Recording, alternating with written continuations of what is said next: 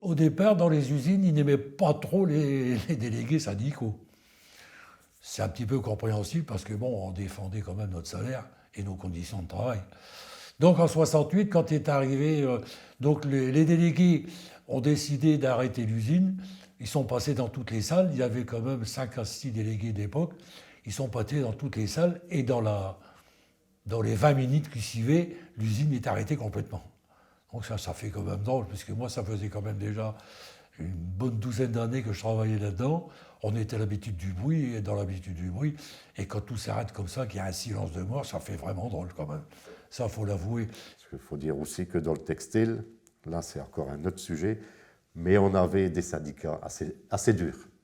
Assez durs, donc pour le moindre incident, le moindre problème, c'était tout de suite, on va faire grève, on arrête. Bon, et en plus la nuit, donc ils étaient encore beaucoup plus solidaires. Hein. Ça a été aussi un aspect assez difficile à gérer.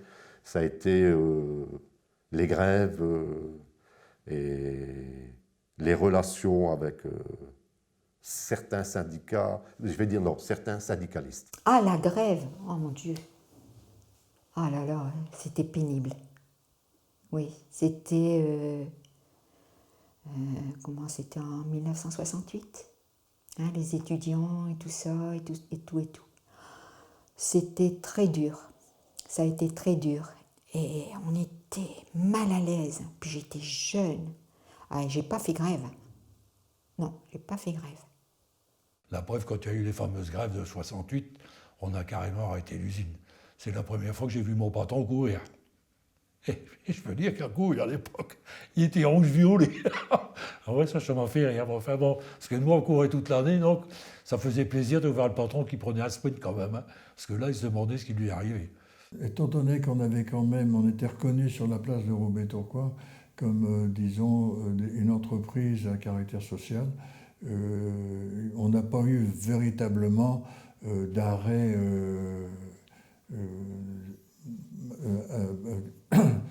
excusez-moi, d'arrêt complet des usines pendant trop de temps. Il y a toujours eu un minimum d'activité. Très vite, on a pris la décision de démonter les métiers.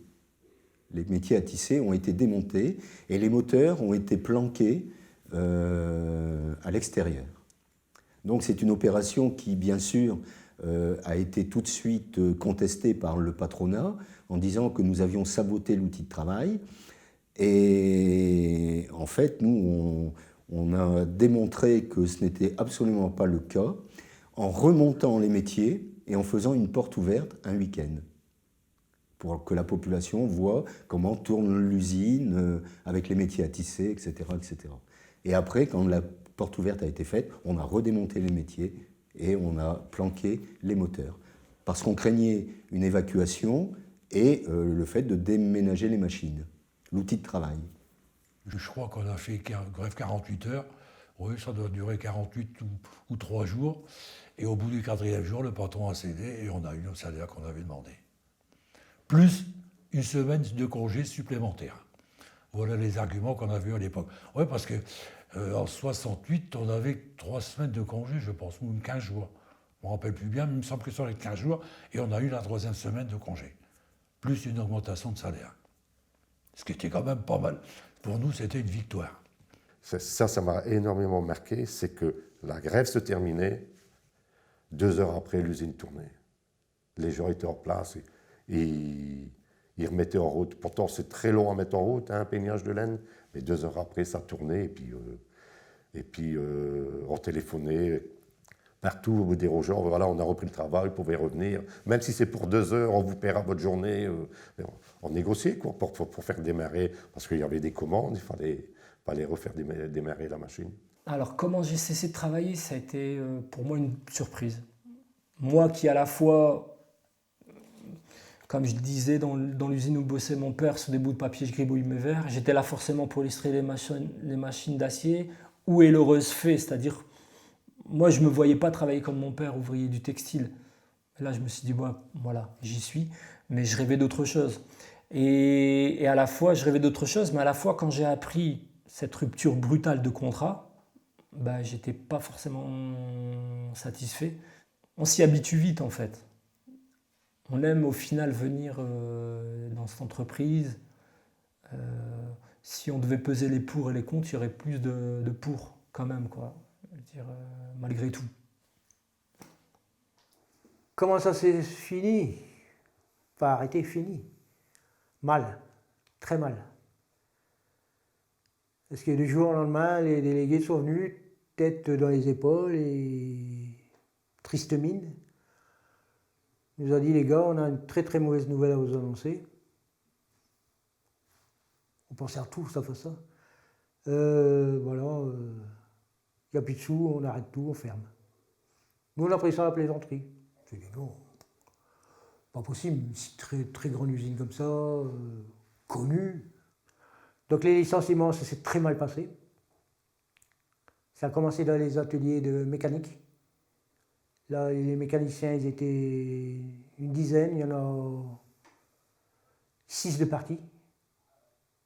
Ensuite, ça a été tapé dans les ateliers de piqûrières. Là, ils étaient une dizaine. Ensuite, ça a été pioché un petit peu dans les magasins, dans les bureaux. Il y a eu 3 vagues de licenciements. Moi, j'étais dans la dernière. Et là, ça fait mal à tout le monde. Là. Il y a eu des pleurs, il y a eu beaucoup de chagrin, tristesse. Tout s'est écroulé. Ce qui m'a beaucoup chagriné, c'est que quand j'allais présenter un plan de collection dans ce groupe, on me disait, mais pourquoi ça, cette ligne-là dans votre catalogue? Bien parce que cette ligne-là fait tourner un atelier de tissage, fait tourner un atelier de teinture et après. Donc c'est de la fabrication qui est faite chez nous. Et on me disait, bon, les usines, vous en faites pas, on trouvera toujours moins cher ailleurs. C'est dur. C'est dur à digérer et ça s'est traduit par le fait que, comme j'étais pas trop d'accord avec la politique qui était menée, on m'a dit, monsieur, merci. Allez voir ailleurs. Je vous disais tout à l'heure qu'un dirigeant d'entreprise dans une PME, il est aussi beaucoup dans le dialogue avec son personnel. Et ces situations de réorganisation qui sont souvent vitales à l'entreprise sont toujours, croyez-moi, parce qu'on parle souvent du fait que le patron ne se pose pas trop de questions à ce niveau-là, sont souvent extrêmement difficiles. Surtout qu'on est généralement dans ces entreprises-là très proche du personnel. Donc voilà, après, amener de l'humanité dans une situation telle que celle-ci est toujours très compliqué. Donc en 1969, il y a eu 1500 licenciements chez Le Poudre. Et l'année suivante, il y en a encore eu 500. Pour des questions mécaniques, des fermetures d'ateliers qui faisaient doublon. Donc, vous voyez que c'est une histoire qui peut parfois être douloureuse. En 1999, donc, il y avait encore des peignages qui tournaient. Donc, ils commandaient, enfin, ils réservaient des machines on envoyait par bateau en Afrique du Sud, en Australie, bref, un petit peu partout dans le monde, quoi. Et on avait envoyé du matériel en Afrique du Sud et ils avaient de la difficulté à l'utiliser. Donc on m'a demandé si ça m'intéressait d'aller 15 jours en Afrique du Sud pour aider le personnel à comprendre ces nouvelles machines, parce que c'était des nouvelles machines, quoi. Dire qu'on retrouvera Roubaix, capitale mondiale de la laine, j'y crois pas beaucoup. Mais je pense qu'il y a des choses qui vont revenir parce que faire fabriquer loin, c'est bien. Mais ce qu'on recherche quand même, c'est aussi un service de clientèle, un service de proximité. Alors aujourd'hui, on dit que dans la région, il y a environ entre 14 et 15 000 emplois encore dans le secteur du textile. Alors bien sûr, c'est 10 fois moins que ça n'a été, c'est beaucoup moins que ce qu'on voudrait que ce soit, mais donc il y a entre 14 et 15 000 emplois. Et on va dire que les textiles à usage technique représentent entre 9 et 10 000 emplois. Je rencontre des industriels qui ont la foi, qui ont la conviction et qui ont des savoir-faire tellement uniques que voilà, ils deviennent incontournables sur certains marchés, puis ils ne se plaignent pas, ils avancent, ils travaillent, et aussi bien dans la confection que, comme je le disais, dans le fil à coudre.